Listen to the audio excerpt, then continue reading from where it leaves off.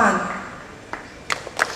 the member of Legislative Assembly of the Bihar Assembly. Okay, today presented guests also have the members of Chinese.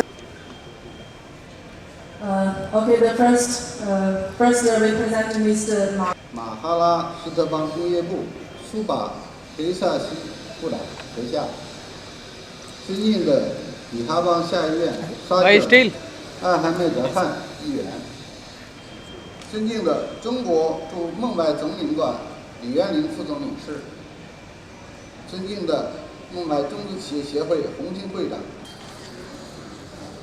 Chairman of Mumbai Chinese Association, Mr. Hong Jing, Honorable Shakil Ahmad Khan, MLA from Bihar, ladies and gentlemen, I congratulate the organizers for this excellent exhibition of Chinese products. And this is annual exhibition of various Chinese products. This is a step forward towards strengthening economic ties between India and China, the two great Asian giants. And I hope this bilateral cooperation will take both the countries from strength to strength. Together we will grow and prosper.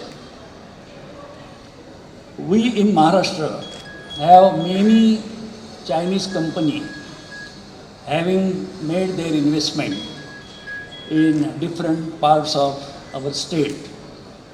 As you know, state of Maharashtra is the most advanced and industrious state of this country. Maharashtra has nearly 15% share in the national GDP. Whatever foreign direct investment flows into India, Maharashtra registered 35% share in the FDI. Okay, let's count. Let's count. 5, 4, 3, 2, 1.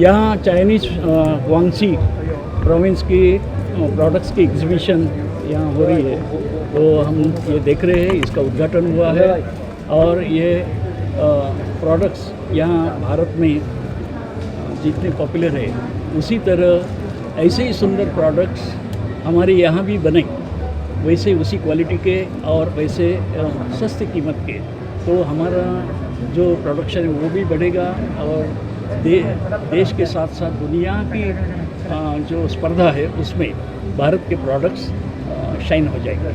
Bharat को इससे कितना benefit होगा sir, खास करके अगर महाराष्ट्र की बात करें?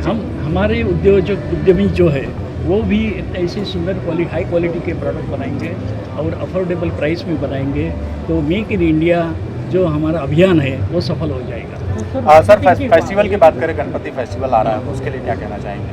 बस गणपति फेस्टिवल आ ही रहा है, हर साल की तरह बड़े धूमधाम से ये फेस्टिवल है वो हो जाएगा और उसके लिए भी लोगों की अभी तैयारियां शुरू हो गई है। मेरी पूरी तरह से शुभकामनाएं। सब महाराष्ट्र में कितना इन्वेस्टमेंट?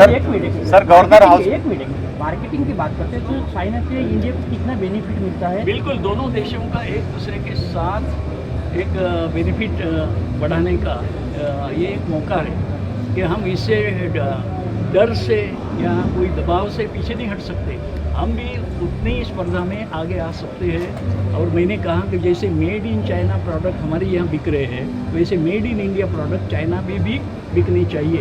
दोनों देशों ने एक दूसरे को ये मौके देने चाहिए। तो महाराष्ट्र में कितना इन्वेस्टमेंट आ रहा है? इंडिया के अंदर किस तरह बनाने के लिए तैयारी कर रहे हम हैं? हमारे जो उद्यमी हैं उनको कह रहे हैं कि तुम भी इसका एक अभ्यास करो और इसकी डिज़ाइन देखो, इसकी क्वालिटी देखो, और वो सस्ते कैसे बनाते हैं उसका अभ्यास करके अगर उस तरह से हम चलेंगे तो हमारी भी तरक्की होगी। धन्यवाद। सुभाष जी लास्ट पहले भी एग्जीबिशन इस तरह के लगते रहे हैं, इस तरह के एग्जीबिशन पहले भी लगते रहे हैं, और दोनों मुल्कों के बीच में एक ट्रेड की अच्छी शुरुआत हो।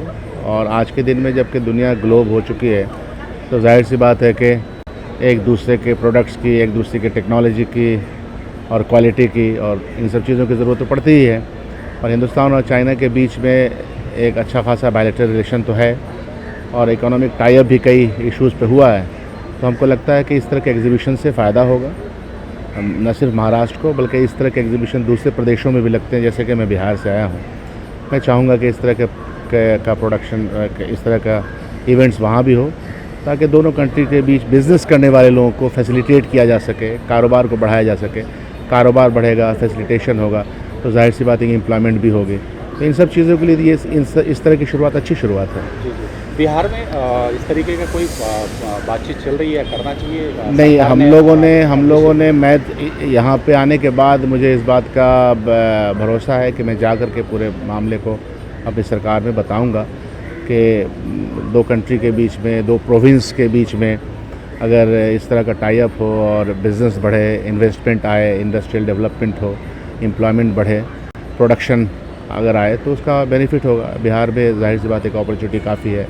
हम अब प्रोग्रेसिव स्टेट बन रहे हैं, और जो हमारी आज प्रेजेंट सरकार है नीतीश कुमार जी की, और जो गठबंधन है हमारी, वो सब मिल कर के हम लोग चाहेंगे कि हर तरह के इवेंट हो, जिस इवेंट से इंडस्ट्री को फ़ायदा हो, जिस इवेंट से प्रोडक्शन बढ़े और बिजनेसमैन आपस में मिलें, ताकि चीज़ें फैसिलिटेट हो सकें, इसका फ़ायदा होगा। चाहेंगे कि केंद्र में बीजेपी सरकार है, मोदी जी के आने के बाद ये गतिविधियाँ और तेज हो गई है भारत चीन के रिश्तों को लेकर के, क्या लगता है? मैं उस पर एक्सटर्नल अफेयर के इस पर मैं बहुत ज़्यादा बोलना नहीं चाहता, लेकिन मैं समझता हूँ कि ये तो बहुत पहले से, आप देखिएगा एक्सटर्नल अफेयर्स की यात्रा चीन की थी। नहीं, इसके पहले आपको, ये तो झूठ बात है, क्योंकि उसके पहले प्रधानमंत्री बनने के बाद मनमोहन सिंह ने भी कई यात्राएं की, तो इसलिए मुख्तलिफ़ देशों में देश का प्रधानमंत्री जाता है।